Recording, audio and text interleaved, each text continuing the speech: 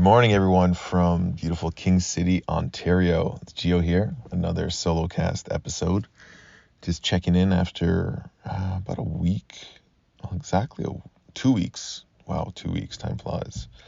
2 weeks in Canada. Yeah, I was here the 14th. It's now the 28th, so I haven't posted an update in a while. The trip back was pretty smooth, I must say. And the first thing that I really noticed was the roads, driving in Costa Rica on these really bumpy roads, and then coming to Canada, and it's just like flat land everywhere. Costa Rica's like mountains, jungles, rivers, rainy season, which was crazy. I think I shared a bit about getting stuck in the river and, on one of my last episodes. Well, not getting stuck, but just things you have to deal with there that you do not even need to consider here. But it's good that you don't, because life here is much different in many other ways. So the road back was really interesting. And I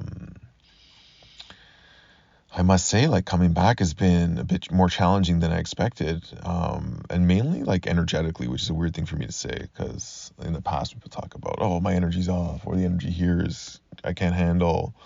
And I always kind of yeah, okay, whatever, just suck it up, stop being dramatic. And I'm known to be dramatic at times in my mind, especially in plant medicine ceremonies. But I came back to an almost finished renovation at my place. So before I left, or early last year, probably last February, decided, hey, if we're gonna get locked down again, I want to put a sauna in my house and an ice bath and a swimming pool. So if we get stuck here, at least I got my little oasis. And after, I went away, things just started, moving really slowly. So I came back to a house where my garage was full of junk. My basement was a disaster. The backyard was still pretty much a mess. And, just had 9 months of mail to catch up on. So that combined with adjusting to life in Canada, where it feels like everything is we need it now, the way traffic moves, the way people are at a store, just every little thing feels so demanding. And I just really started to feel that. And combined with, one evening, I got back and, in there's some interesting, when I was in Costa Rica, some interesting plant medicines I'd use, like mambe, which is a coca leaf, which gives you energy. When I came back, I had some of the plant medicines I used to use before for relaxation. I have a kratom, a red kratom, which, is kind of like a sedative feeling. It helps you to relax. I guess I'd forgotten the dosage. So if you take too much, well, for me anyways, it kept me up all night. I felt super relaxed, but I couldn't sleep. So I lost a night of sleep. And one thing that, sleep is so important. And if you don't sleep deeply or enough, it'll throw you off. So the lack of sleep and the increase in stress and the feeling of energy started pushing me into this state of scarcity mindset, fear, doom and gloom, all these weird thought patterns that, hey, there's a chance those things can happen. But, a lot of times we take our greatest fears and put it as a 95% probability. And we don't put our mindset on all the things that could go right. And we don't focus on the things to be excited about. We fixate on the things that we're worried about or that could go wrong. And when you're tired, it's kind of like a defense mechanism where the body's hey, we need to be extra alert for danger because we're tired. So let's look for all the things that could go wrong just to keep ourselves safe. And that's kind of how it works. So when you're lacking sleep, you can easily go into that. So that was kind of where I found myself. It was an interesting few days. I felt like I had time lapsed 5 years in the past when I was building Elemental, and I had no sleep because I was working 14-hour days, and I was stressed about money and stressed about all these kind of things. And I felt like I was going back to that. I was how did I get back here? And what I realized was a reminder, hey, these things that are so deeply rooted in your subconscious, they're kind of still there, there's reminders of hey, pay attention, or hey, take care of yourself, or hey, make sure you get back into a routine now, because it's super important that you're, being mindful of your energy. You're not 20 anymore, you're 40 now. And your routine is important, because without a solid routine and without self-care, you're not going to be as good to everyone, especially in your mindset and how you feel emotionally. And it was such a good reminder. If we really want to show up, in this world. It's like, yeah, create that foundation. Make sure your emotions are in check, and you're working on yourself, and you're processing the things you feel. You're being aware of these GPS points of like the emotions is like a GPS to the soul. So it's bringing your awareness to certain things. And it's like getting that good routine where you're taking care of your body. And so that was just a really good reminder. And in addition to that, I felt like I was just getting tested like in every which way. The small things weren't going right. I was trying to get this renovation done, and I need a certain tool that I know I had, and it just went missing. So it's not there. I can't use it. So I can't do what I want to do. And I had this natural pool installed. So, if you know me, I'm all about, health and doing things naturally without chemicals. And, I think like, there's enough toxicity in the environment as it is, and to add all these extra things is not good, I think a lot of like digestive issues and autoimmune just comes from over toxicity in the environment, in the body. So I decided to import this pool from Europe, Biotop, and for some reason they're not doing too well in North America. And I realized because like people just want easy now, like do it, hire someone that knows how to fix it, put some chemicals in, and whatever. Bathing in chlorine or even like salt water. North American salt water is not really like ocean salt water. It's like a chemical salt water that uses a process to create salt.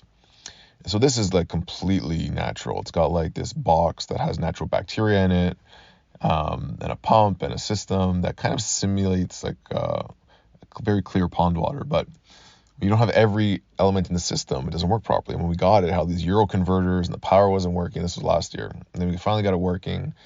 And through renovation, the UV light went missing. So what happens is algae grows. And algae grows because it's to live. It's a plant. And sunlight and water and a little bit of algae, it's like, boom, you got like a green pool. And so what the UV filter does is it kills the algae. And the way this box is set up is there's like this separate kind of water area where you put the UV light in, and it kills the algae, and the dead algae will fall into this bio box that will then, good bacteria will eat the algae, and it just clears the water. So I get back, and this UV light from Austria is not working. And so I'm like, okay, we just switched to pool water because it was green already. So I wasted all that water. My wife's on my ass because like everyone's like, oh, that pool's green again, blah, blah, blah, just convert it to a pool. And it's nice and refreshing too. Like you can't put the heat past 82. So my wife's not crazy about that either. But the kids love it. If you don't tell them what the temperature's at, they just go in. And for me, I think pools are to be refreshed.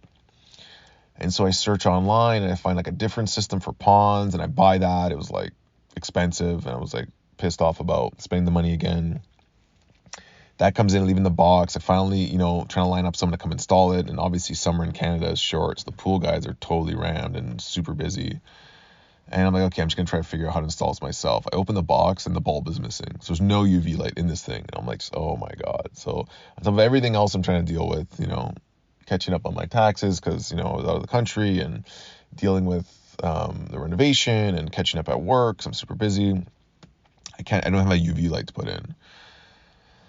So I end up going to the pawn store. I buy this like other UV light. I literally like cut the plastic to make it fit, like jig it up myself, put it in, and it worked. And I returned my UV light, and also found out my license was expired at the same time. So it's another thing that I got to do in the license place, super packed. But the reminder was like, listen, all these little things are going to happen, but just be patient, relax, and do what you can. Just do what you can. Have the intention, work hard, don't get stuck on controlling every outcome. Things are going to happen, and you're going to figure it out. So don't worry. And that was kind of the Pura Vida lifestyle from Costa Rica, but I found it so much harder to maintain in a different environment. And I think that's why also a lot of people struggle with reintegration after plant medicine. They have this beautiful experience in perfect environment, and they got to come back and integrate those lessons and teachings and vibrations into whatever environment probably caused them to be out of alignment in the first place. Now, I would say my environment that I've created here is much better than it probably was before, and it's a process. And so, I'm not saying you need to change your environment overnight or leave and move out on your family or take off to a different country, but maybe in some situations you might. Like, what are the small changes you can do? And again, like at my house now, like I built this kind of relaxation space. And it's like, hey, get into your routine. Like, that's the one thing you can do. So if the space is not perfect, what are the things you can do? Walk in nature, do a sauna, wake up early, go for a swim somewhere, anywhere, go to the park. And so just been working on that, and just being open to finding solutions to all the perceived problems or challenges, although they may seem small or big. Some other ones, like when it first happened, it was like worst case scenario. Oh my God, this, and that. And, just working through it, allowing myself to be patient and come up with solutions, like everything got solved. So, yeah, a little bit of chaos is good sometimes because it helps to reset things. And, again, that's what's happening in the world right now. I think it's a chaos to push us to an edge of transformation. And, a lot of the things, it's like it's going to bring you right to that brink. A lot of movies say it's going to bring you right to that brink where people feel like it's all over or it's doomed, where they actually feel the need to contribute or to be a part of either finishing the destruction or creating something new. And I think the microcosm plays out in all of our lives all the time. And it's just getting bigger and bigger.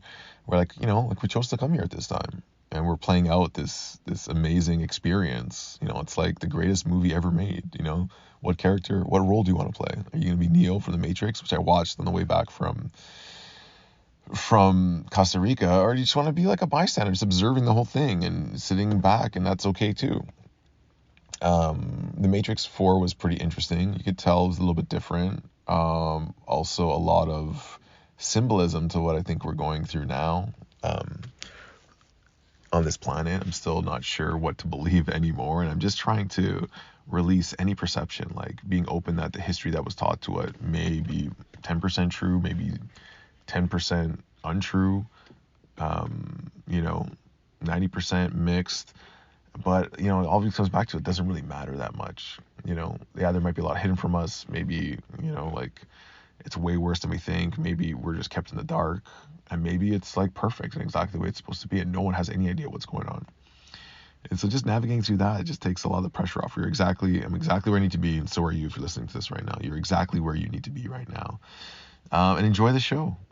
Play your role, have fun, and enjoy.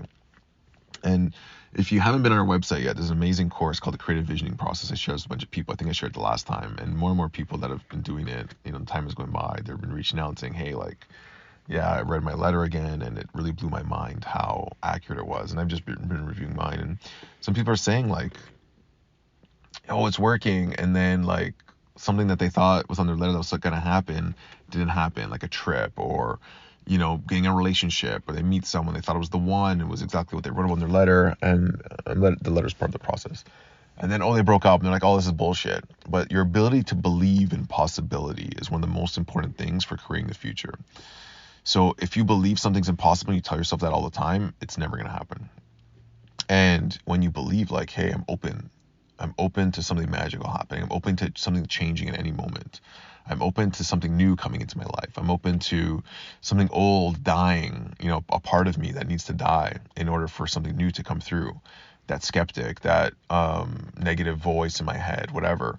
You have to allow it to happen. You have to be patient. You have to be like nature. Nature, the trees that die become the nutrients for the plants that want to live or that are coming to life. And, nature, the natives talk about, if I remember correctly, I think it's Lakota, Wani Wachin, which is the will to live.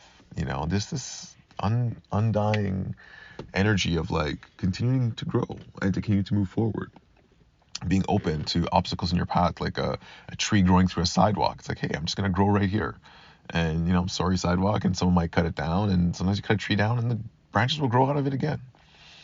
And so we got to keep moving. We got to keep feeling into possibility and being open to where the road takes us on this journey.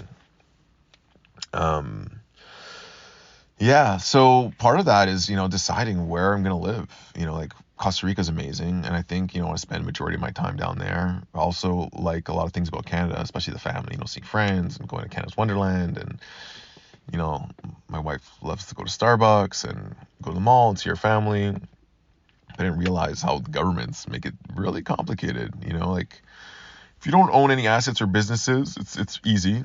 If you can invest money down there, there's a few ways to get a visa, digital nomad. But if you lose residency in Canada, you get deemed a disposition, which means like it's like when you die, all your assets get valued and you pay the government their share on it. And I realized like all these governments just want their share of your money. Costa Rica wants you to become a resident so that, they can get share of income down there and taxes and all that kind of stuff. And so when you go down there, you get 90 days as a tourist, you got to leave and come back. Or if you become a resident, you got to get your residency, you go through this crazy process, and then you can keep your driver's license. And so these little things that make it kind of challenging. And I'm trying to find people who can advise me, and that's challenging too. Like a lot of, is it a tax question? Is it a legal question? Is it this? And, I hop on calls with people and they're like, hey, this is so gray. It's like you got to prove who your ties are greater to, and there's no real litmus test, but there's a couple, but it's always going to be, a decision that's made by the government. So we're just navigating through that right now. Another frustration. It's like, someone please just tell me what I got to do. How do I make this easy? And unfortunately, it's not. But again, just trusting in allowing things to work and unfold in the greatest way possible. As I enjoy my time here in Canada. Canada, summer's beautiful. We got a few events coming up, breathwork, gatherings. So just keep an eye on the Instagram at Elemental Geo. We're going to Alaska. We got a few teacher trainings for breathwork, and that process has been amazing on just growing the community and seeing all these different people from different walks of life, being introduced to breathwork, having their own experience, and feeling called to be a facilitator, and then sharing how becoming a facilitator, which they never thought was possible, which they never thought they could do or saw themselves doing, has been impacting their lives in such an awesome way, and sharing it with others. So if you're interested in that, let me know, reach out. I can share some information about how to become a facilitator. And lastly, just recently, just been really trying to figure out what to do on the business front, especially with Elemental Rhythm. It's kind of in this interesting space where it was like a passion project that started growing organically, and we have 100 facilitators now. And it's like, how do you take it to the next level? And I think what's interesting with growth and all kinds of growth, it gets to the stage where you feel you don't have the capacity or the experience to grow beyond a certain stage. Like a fish that goes in a fish tank only grows to the size of the fish tank, and then it needs like a bigger fish tank to continue to grow, or like a tree in a pot or something like that. And like I see like other friends of mine that in a quick time will take a breathwork app because they know like the VC world and raising money and how to build an app, and it's like, hey, I want to do all those things, but it's like I don't know how. And it's like I have this feeling like, oh, I wish someone could come help me to do it. Or, I wish I could just attract an investor. And it's funny because when I had the Elemental the first time, I was in such a fear mode and scared. I was always had this kind of like delusion in my mind that some rich investor is going to walk through, love the place, want to be my partner, end all my misery of all the debt that I had there at that time. And but that wasn't the experience that I had to have. I had to grow through it and figure it out myself and be resilient and learn about my fears and figure myself out in many ways. And that was perfect. That was exactly what I needed. I built an amazing community. I ended up meeting people that I got into business with out of that place that ended up making huge strides and changes in my life. And so I guess I'm calling it in now. It's like, okay, like I want to manifest people, and I've manifested all these amazing people. Maybe I should know how to ask the right questions for their help, because I found out that once I had all these people around me, I didn't want to ask them for help because I was afraid to jeopardize a relationship, which I think might go back to, my fears of being alone, which is one thing that I realized is a core wound of mine, where, not wanting to jeopardize relationships, wanting to impress people, not wanting to make them feel like, hey, I'm using you for whatever. And I know they would probably support me because I'm not just trying to take money. I have this really awesome growing company, but it's an interesting position to be in. How to raise money, how to scale. Do I build an app? Do I hire a CEO? Do I raise money for all that? Do I do it myself? Do I have enough time being a dad and already having another 2 businesses? The community is growing, and, they have all these great ideas. So it's this really, really interesting time. And so if you know anything about this kind of stuff and you want to reach out, I'd love to connect with you. Specifically looking for someone in the tech space who's scaled something before, that knows how to execute and, just manage a growing company would be really, really cool. Or maybe I'm just meant to figure this one out myself again and go through that growth one more time. Never stop growing. I guess that's the new motto, is never stop growing, never stop learning. So anyways, I'm going to end it there today. Kind of a little update back in Canada. It's good to be back. If you're in Canada and I haven't seen you in a while, let's hang out. I got some events lined up.